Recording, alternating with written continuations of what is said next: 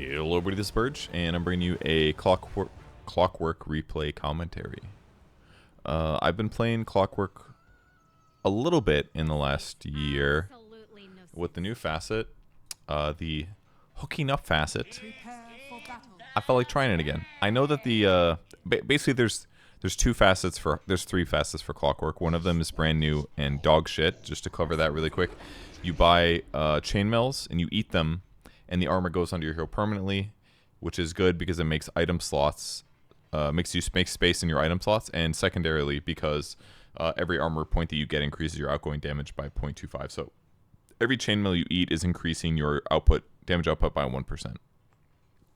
The reason it's bad is because the amount of gold that you're spending per chainmail is the same as if you get a plate mail, basically. So it's not like more efficient to get a chainmail, unfortunately. So as a result, it's only good on you if you have item slot issues, and that doesn't happen until like 40 minutes into the game, at least. So for 40 minutes, it's a useless facet. It's just not good. It's probably only good in turbo because you can max out on items faster, is my assumption. I think I tried it once, and naturally the game didn't get to a point where it mattered at all. So it just feels bad to take it because you're like, well, this is only going to work in 15% of games that you play, basically. So the best facet by far is expanded armature. It's the one that you see almost every game when you see a Clockwerk. It's your cogs are a big circle around you instead of a small circle. It doesn't trap them directly on top of you, but it makes it hard for them to get out, and you can do things like where you go and hit the cogs and bounce them into the guy multiple times. That's the facet that's actually good. This one, though, I think this game, this was the best use of this facet that I had yet. The hookup facet. What it does is when you hookshot to an ally or to a target that's within 350 range of an ally, then Clockwerk and all of my allies will receive bonus armor. I didn't know it was also Clockwerk. Good to know. And it also lowers the cooldown of hookshot by a lot. So, and it's 75% less. And you get the mana back too. So that means that you could basically hookshot in for 25 mana, and the cooldown instead of being 60 seconds will be 15. So you could hookshot multiple times in a fight. So potentially very good. We'll talk about the positives and negatives in this game, and I think this was the best that I had so far, which was interesting.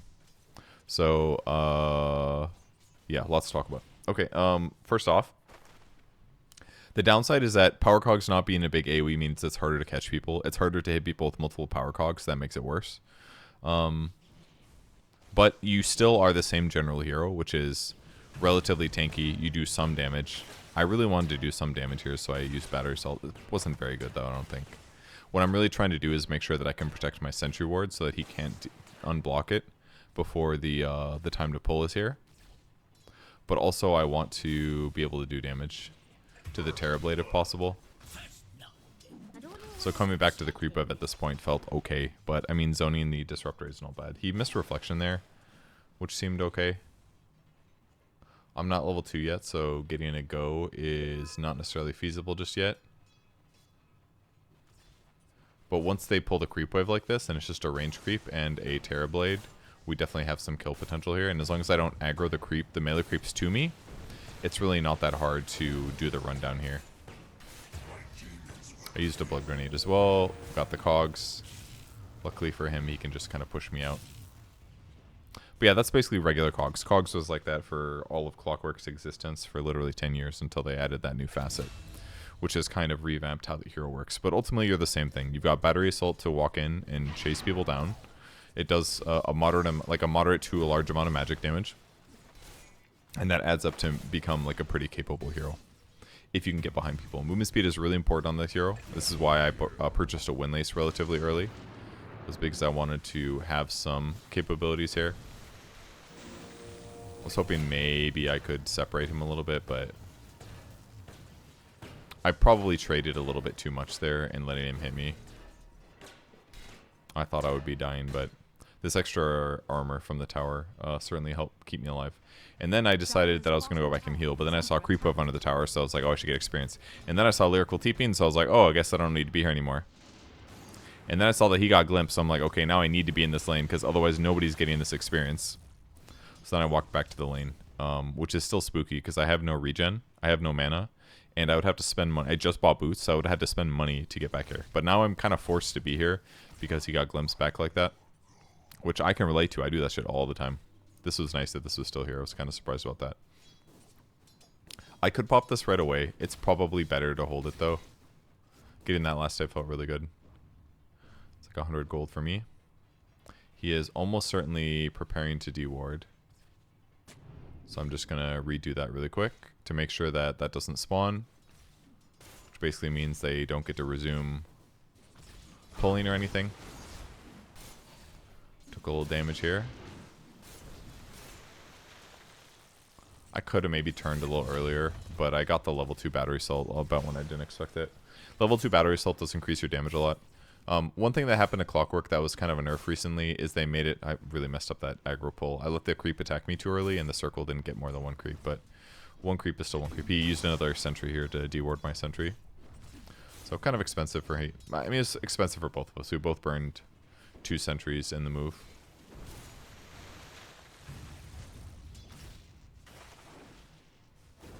I was thinking about going in, but...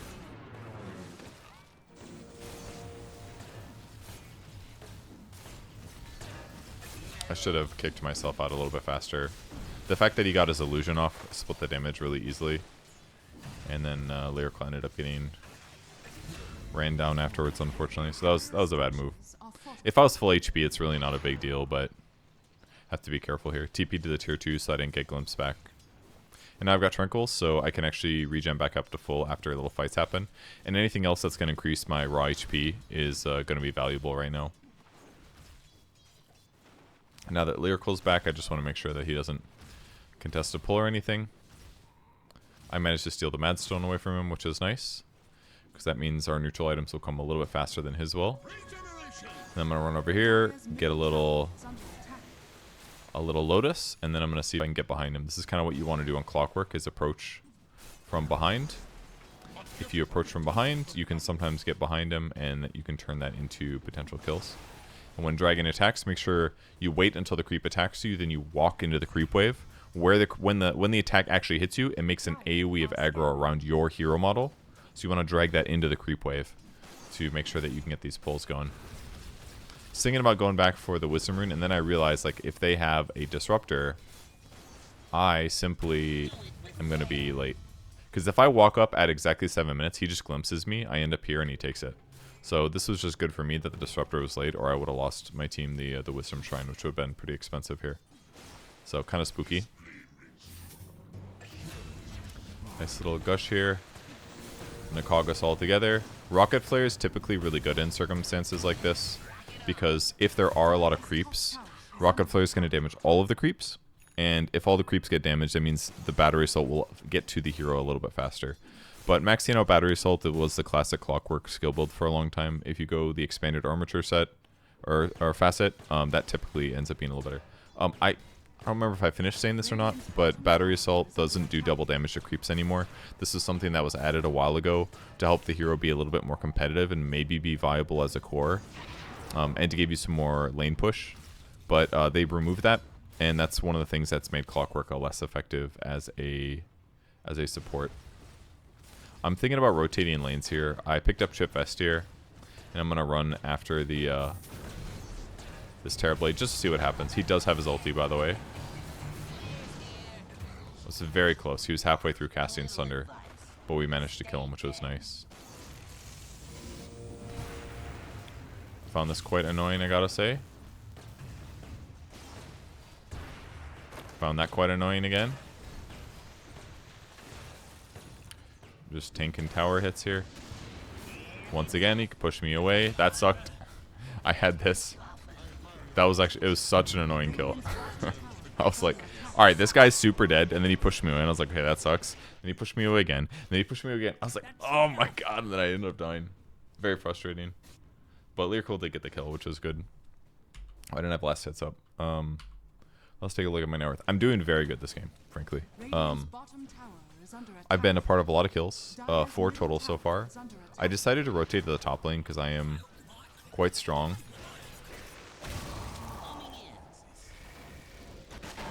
and I managed to pick up 6 with that kill.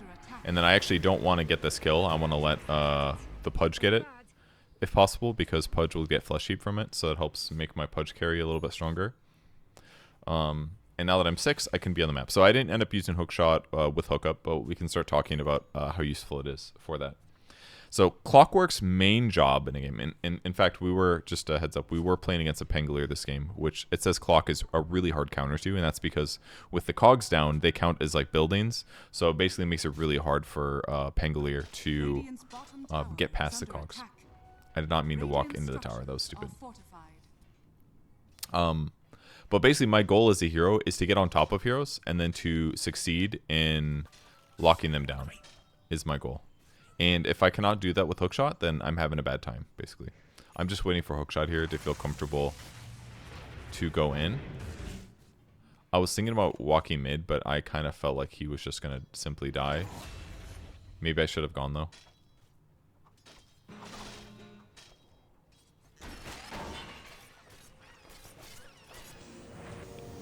Actually did kind of manage to cog that okay. Because I separated him from the creeps, but he got the Rolling Thunder off, so... And I did land the hook shot with the bonus, which was kind of cool. That one I did not get a bonus on. Ooh, and then I walked into that cock, so that felt bad.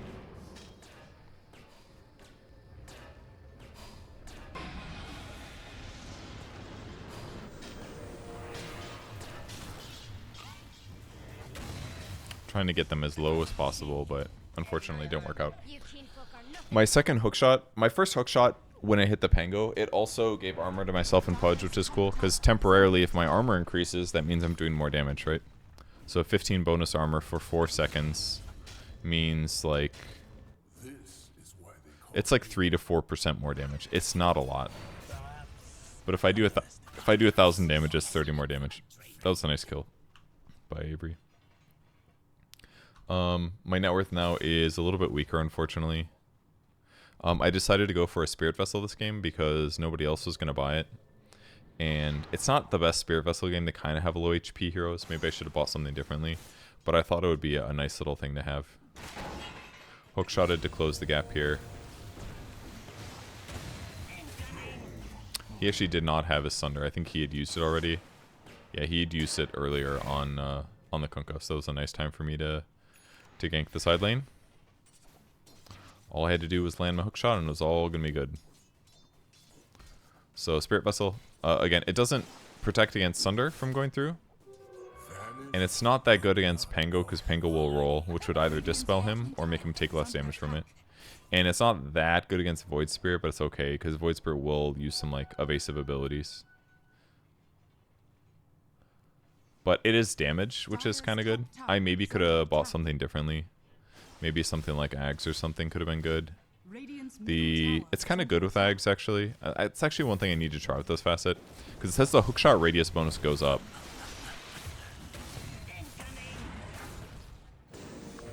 So if it increases the radius...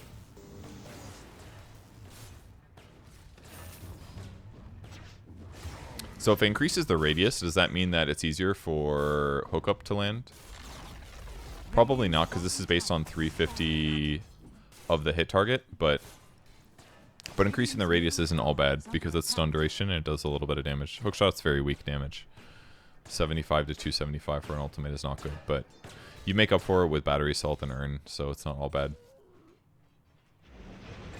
A little bit of fighting going on here. I should have probably been walking there earlier.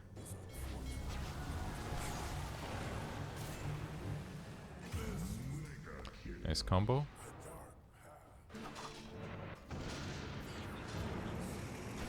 Oh, I wanted to hookshot the A there, but Lyrical blocked it, unfortunately.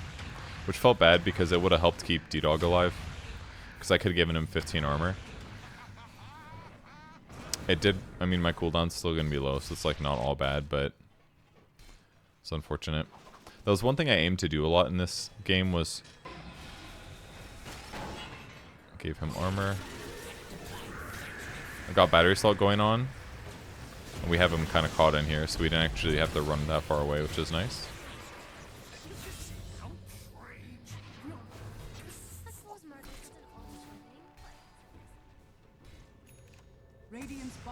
Trying to earn here to get healed up a little bit. We both get armor bonus. I thought that was going to be a good go, but the TB just does a lot of damage. So it was not quite value. It helped keep the Pudge alive, but Pudge had a shield rune anyways, so I don't think it was that value. It did make his shield rune go farther, but like I was the easier kill over Pudge, so. But I did get 3 hook shots off, which was kind of cool. One of them was point blank range and wasn't actually useful, but kind of an example of it being decent in some ways. If there was something else that I wish I would have bought instead, I think a halberd might have been okay. I definitely don't want to dive here.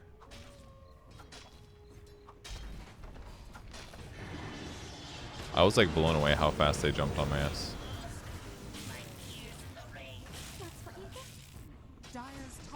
It was like the pain just instantly hit me. Did this guy have a blink? I think he did. Yeah, he got really fast blinks. Said he could do blink. Bedlam.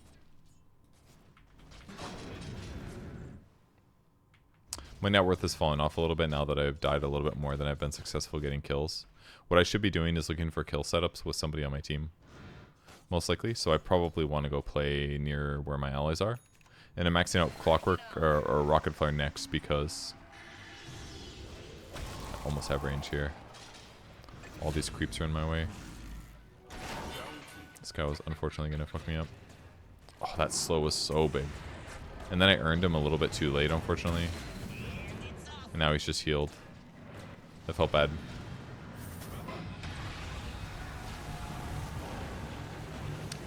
Kind of useless for a bit here.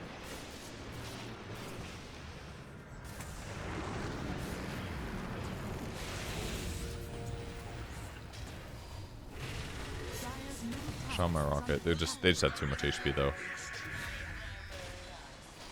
We were close to killing them. Oh, that was good. Lyrical got 1 kill at the end. He was unstoppable, damn. Merlini was having a lot of trouble this game, though. He's 2-5-2 here.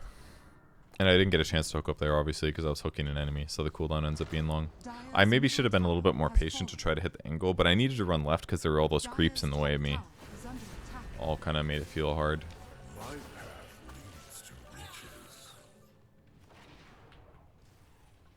Still no Spirit Vessel. Maybe a Ghost Scepter would have been good. Maybe like an...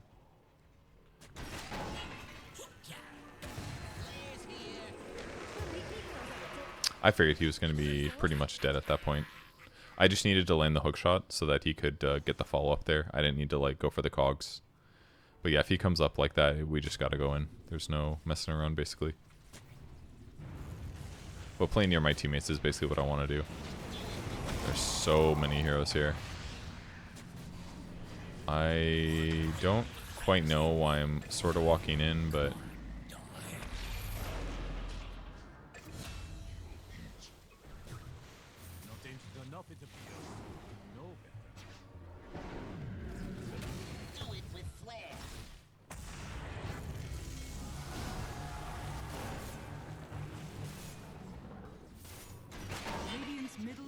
Got the hook up there.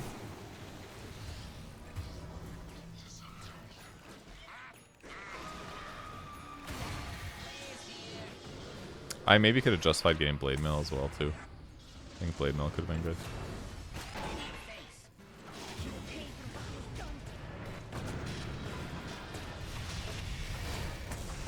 This mana drain ended up really getting me, but managed to stay alive. It was really dangerous.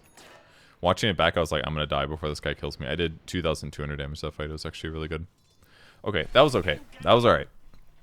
My HP's fat now. I've got 1,900.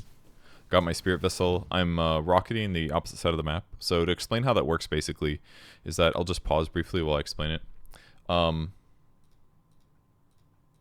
So basically, if we are playing down here on this side of the map and we're pushing this lane and we're pushing this lane, what means that getting over here to push this lane is difficult. Sometimes you can like take this gate over here to push it out briefly, but usually you don't want to walk across the map to push this lane. So usually what's good to do as Clockwerk is to rock at the opposite side of the map where the creep waves are meeting. Because even if you're not getting that many last hits, what it does do is it pushes the creep waves up, which means that they're going to be not feel safe to play past like this line where the creep wave is.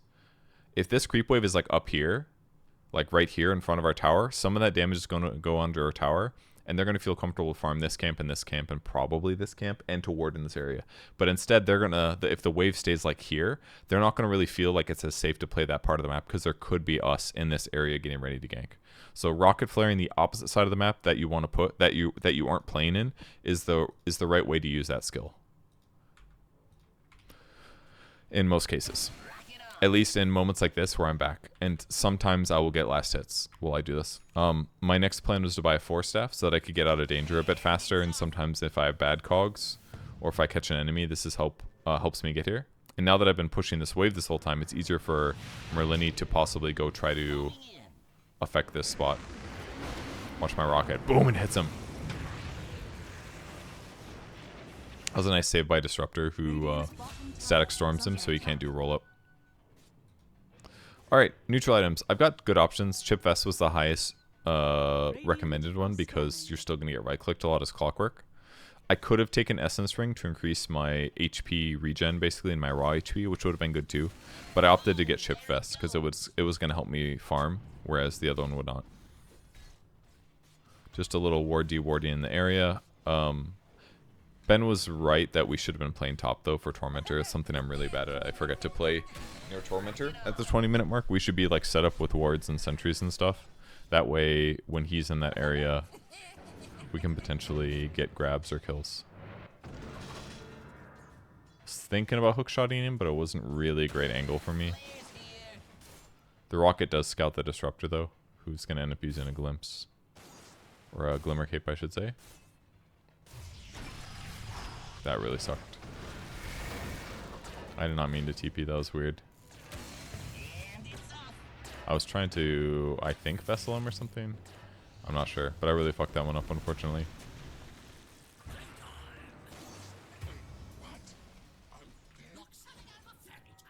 We did get a kill at least, which is good, but I felt bad. Alright, now my cooldown for hookshot's down to 45 seconds. I'm still looking for hookup possibilities with my teammates. Especially if Purge gets somebody, it's good for me to jump. Stole some gold here.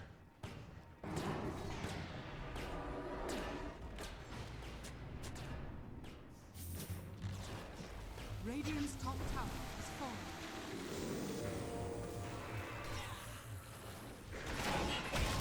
Radiant's top tower is under attack. I do not have detection. Oop, I hit another one, that's not good.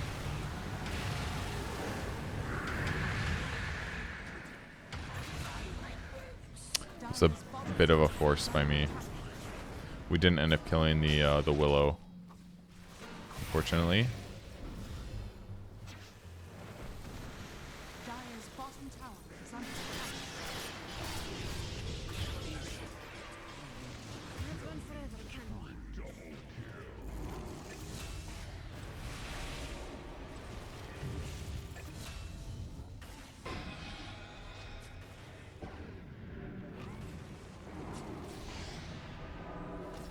He's dusted, unfortunately, so he's very dead.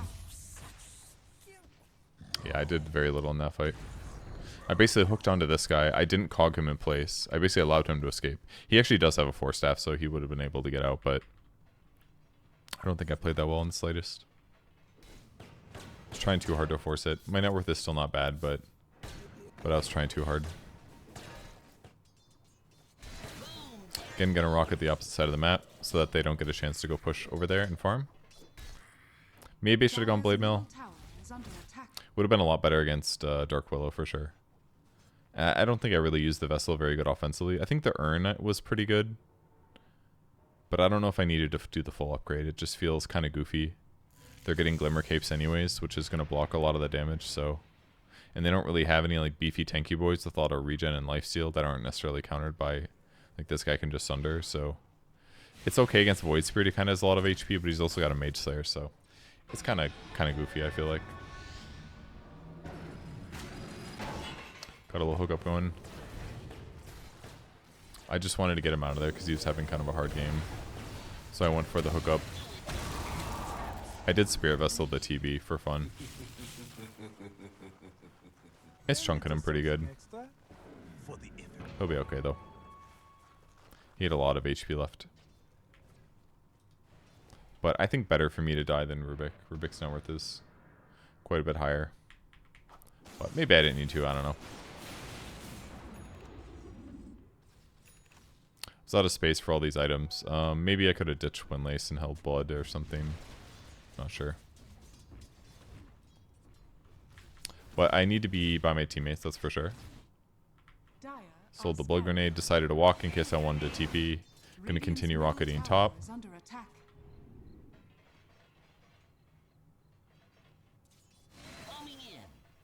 Could also be rocketing looking for enemy heroes.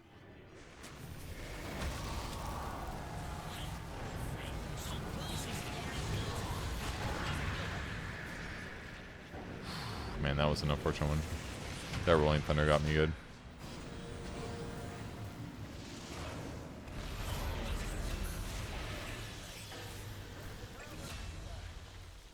I stayed in that cogs too long, number one. If I had the bigger cogs, it would have been easier. Because then it's harder for the guy to evade them.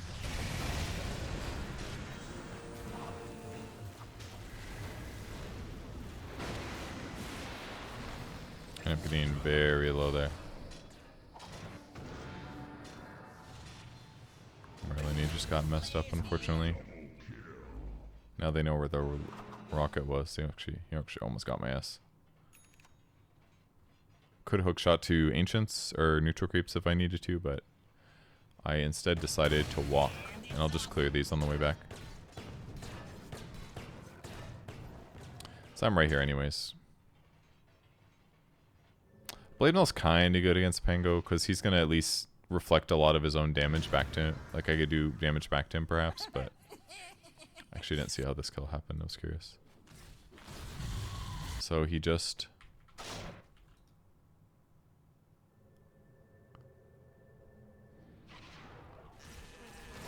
Oh.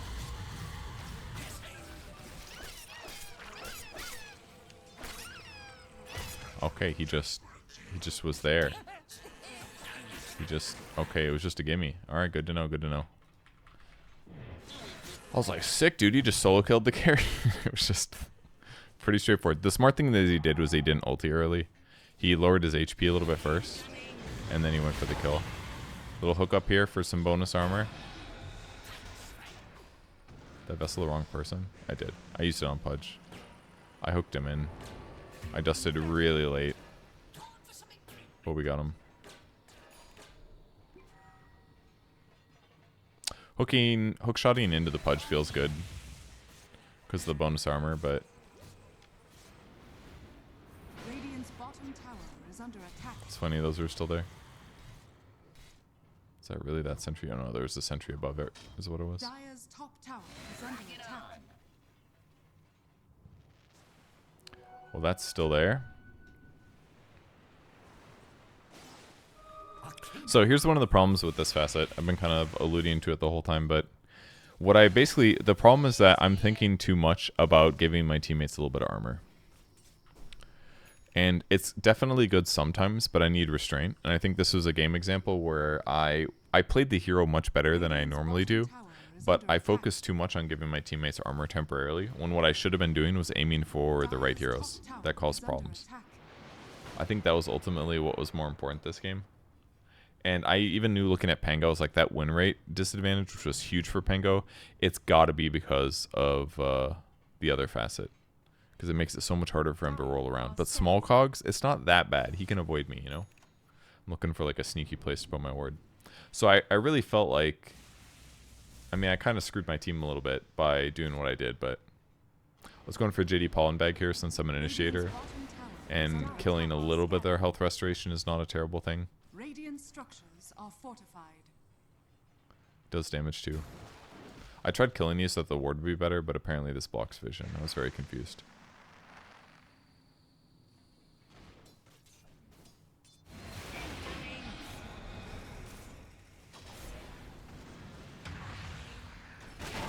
I I hookshotted my allies, so they took less damage, but I think they're nullified here. No, he's actually not. I did give them some armor. So Rolling Thunder came in here. No, he didn't have Nullifier yet. But the problem is that by the time the fight started, it was like a lot of damage. I definitely helped keep Ben alive, but he still died. There was just so much physical damage. That hookshot felt okay, but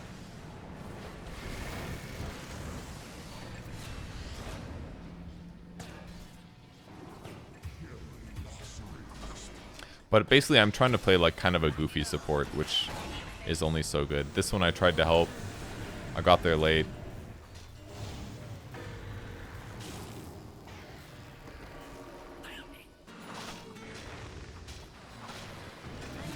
Could have used Force Staff, but it's okay. That one was kind of goofy. The problem is that Merlini's having a rough game. He doesn't have very good armor. His raw HP is pretty bad because he's only got Meteor Hammer. His KDA is really weak, 297. He doesn't usually have KDAs like this, but it's just a hard game for Rubik here. The Pango just rolls on him, and he can't really do that much as long as he casts some spell before he goes in. So what he's probably doing is he's probably using Rolling Thunder. He's probably like shield crashing or something afterwards. Or he's like blinking in while he's Rolling Thundering and instantly casting Shield Crash. And if he does it like that and Rubik doesn't get to steal Rolling Thunder, then Rubik just doesn't do anything because he's just getting chain disabled. So I'm trying to offset that a little bit by giving him 20 armor, which is a lot for 4 seconds because that's going to help him stay alive, but it's also still kind of dangerous. And then the ultimate problem is that then I'm hookshotting onto my teammates who are already initiated on.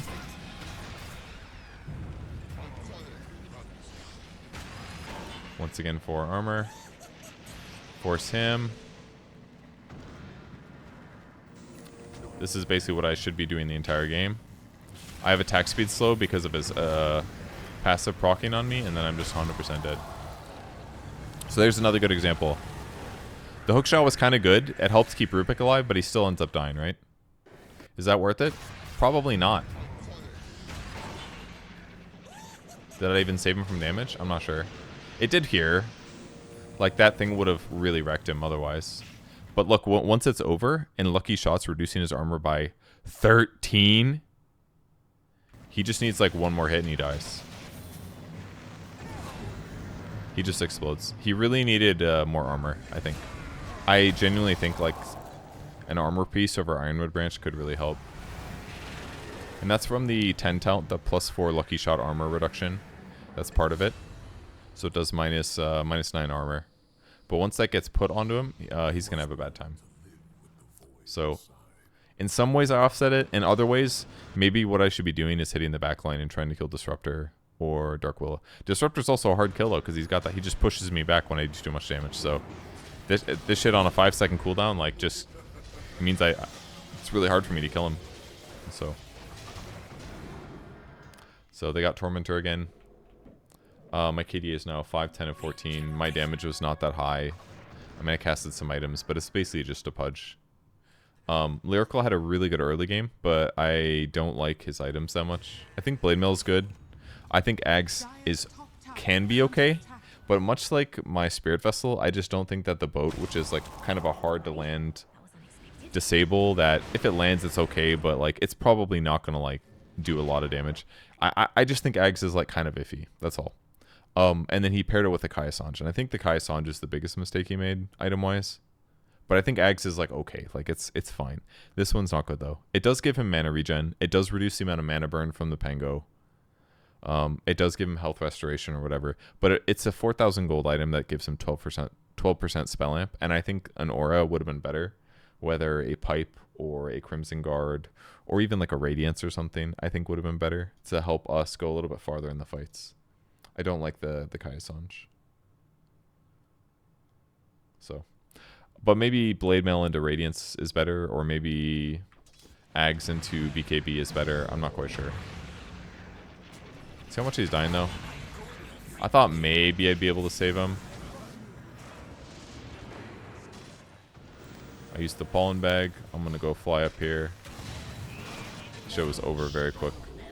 It was basically at this point that Penga was like insanely out of control. Doing 5,000 damage in fights. I shouldn't have tried to hook in though, that was bad.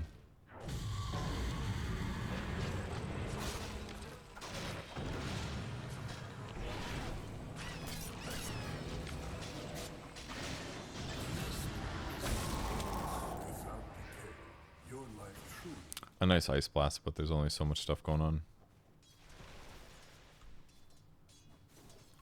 So it's 2 death rams, yes, lowering 2 strength when it hits. So thus is the problem of the hookup facet. I'm using it to try to save allies. I'm not looking for good initiations that make their lives harder. I'm just like trying to limit the bad stuff that's happening to our team, and it wasn't successful enough, so I was basically just wasting my ulti and my jump. Because it's not just my ulti that I'm wasting. My skills are good if I'm on top of a bad guy, basically. And I'm forcing them to use force staffs, glimmer capes, things like that to get away. So I'm not just using my ulti. I'm losing my ulti, I'm losing battery salt, I'm losing power cogs. Those are the powerful abilities on this hero that kind of change the impact. It's not the other stuff.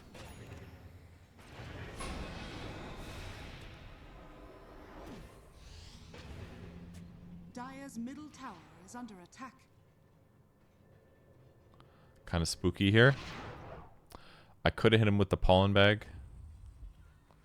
Would have been fun.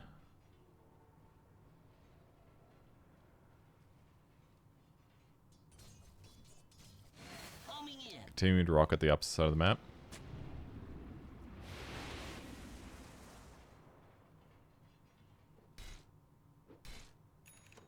Little spooky, but I have decent HP here, so I'm not super concerned. I've got Brawny enchantment, health, and health regen. Good for how these fights are going. We do see the Void Spirit over here. We're thinking about going on him, but I kind of revealed it though with my rocket. Also walking up definitely reveals it too. My hook shot did not hit. Worst case scenario for me. Now I'm super feared. I'm not forced yet. Cogged a little bit. I didn't want. He went on me and killed me. They Aegis. He does get a TP out. Just kind of a worst case fight. My jump was just not good. And even if it is slightly good, it just looked kind of dangerous to me. Like literally, if I just have big cogs, the game is so easy, right? Because if I initiate, let's say I initiate into the Void Spirit here with hookshot correctly, and then I put cogs down. He's here. I hookshot in, and I put cogs down, and I pull him to this circle here. I basically have this giant ring like this of power cogs, and that means that Pengo basically just can't roll through here because he's not going to get to do what he wants to do because I have this giant circle. And if the circle's like this, he can just like go around me and get other people. But if it's like this big circle, it's so hard for him to play Dota in that AoE. And if I just have that impact literally from the start of the game in almost every fight, he just gets less kills. Merlini lives more often. He gets steals off. Instead, he just wasn't protected at all. And maybe that's like a case for just this game circumstance and them just having better hero matchups or something like that. But it's definitely, in hindsight, a very big deal for the concept of this game.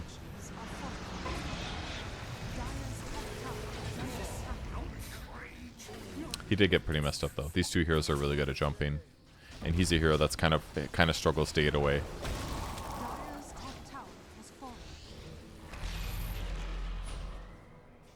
Oh, even Asunder. A true homie move. Yeah, Glimmer's really good against the Ice Blast, huh?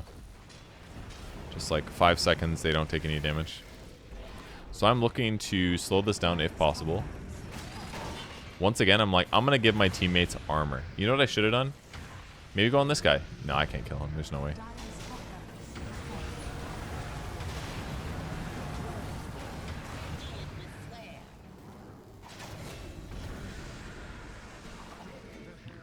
We'll put a little vessel on him. Look at this damage. The Jitty Pollen Bag and the Spirit Vessel down to half HP. Now he's going to heal right back up because he's got 36 HP per second.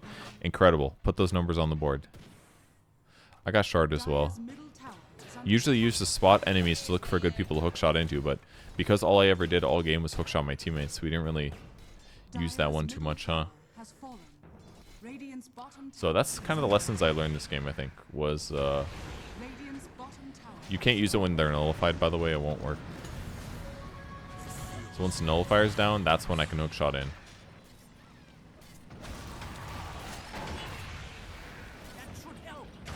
That shit got me good. Oops. That was my fault. He got sundered. Radiant's bottom tower is under attack. Forced that way too early there. Dire's middle tower is under attack. Radiant's bottom tower is under attack.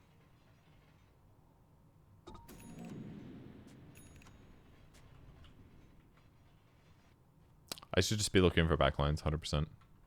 I could force Dark Willow to have to use her abilities to save her, you know? Things like that.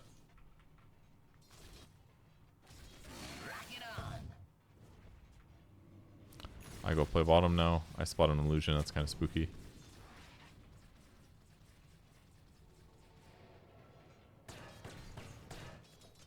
Not sure jungling is a good way to spend my time, but they're going to go bottom next, I assume.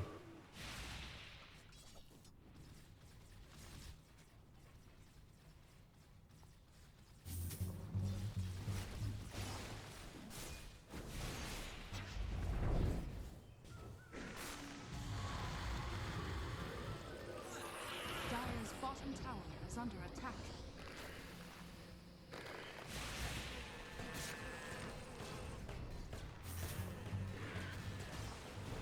And now we basically just wait for the initiation, where I'm going to be jumping, trying to save somebody. That guy's going to die because he's nullified. Well, that guy's dead. That guy's dead. It's not looking good.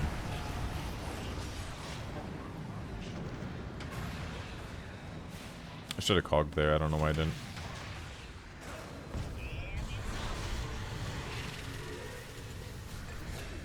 Dire's middle tower I got is under feared, attack. which is very bad when you're going like high movement speed.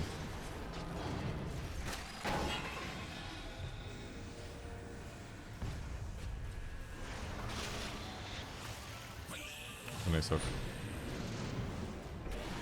Dire's middle tower is under attack.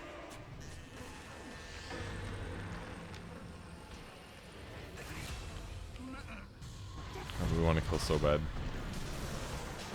Tried to force that here. And then I found out that jetpack is dispellable. Dire's bottom tower is under attack. Then I'm really dead.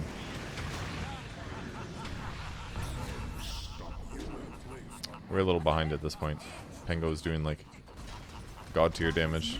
Dire's bottom tower is Dire's bottom tower is under attack. Part of the problem is we have Purge carry instead of like a traditional carry, so like once we start losing fights, the game gets really hard.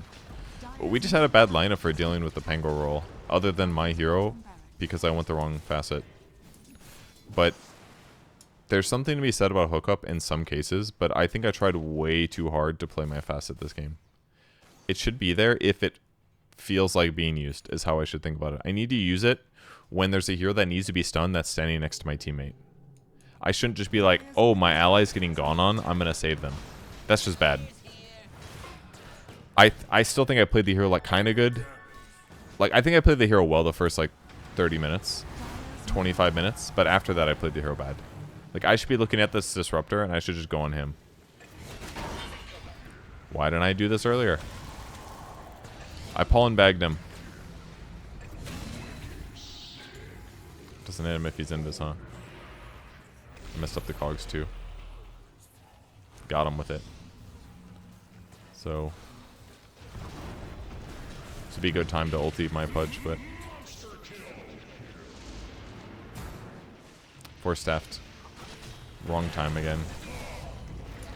God, he does a lot of damage. Was he got? Oh, Daedalus, that's why. Dire's middle tower. Daedalus DD crit. So we lost this one. But something to be said about the hero. Hookshot teammates sometimes. Don't waste all of your skills to just give armor to some people that are probably going to die anyways. Instead, I should be going on the back line. Like, imagine I find Pango and I force him to roll badly, you know? Completely different for a lot of these fights. Instead, he always plays at the back. He starts his roll, he blinks in, and then it's chaos. If I hookshot in first and I cog him, at the very least, he has to use shield crash to get out of the cogs. and then he has to use Rolling Thunder afterwards, and it's not necessarily going to be pointed and starting in the way that he wants it. It'll make it easier for my teammates to defend themselves, basically. So I did a really bad job disrupting the fights because I was thinking too much about 20 armor, which kind of is good, but it's not worth it in this circumstance. But in other games, it might work. But so far, I've played this like 3 times now at least, and I don't think it's worked. So it's certainly the worst facet.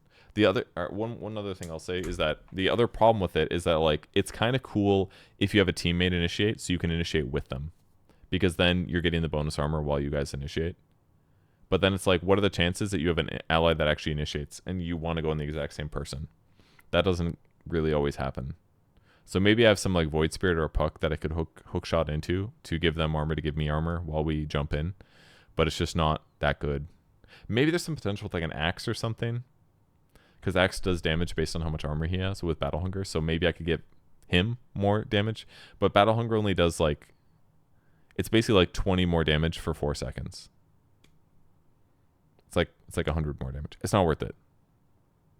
It's like only good if I really need to give some armor to an ally for a short period of time, or if they just happen to be there anyway. So that's what we're playing for. So probably still the wrong facet, but it was kind of fun to explore it a little bit and think about whether or not it was going to be useful. And again, in hindsight, I didn't need to buy Spirit Vessel. I could have bought armor items or something. I don't know. Even like a Solar Crest might have been a good choice. If I just Solar Crest Rubik or Ancient Apparition when they get gone on, that probably goes a long ways to helping them to stay alive, because it's just a 400 HP heal. Maybe I buy a Buckler, you know? Just get a little Buckler, some armor for me and my team. Gives me like 0.75% more damage and gives my teammate 2 armor. That might have been alright too. Little aura items. Okay, thanks for watching. Goodbye.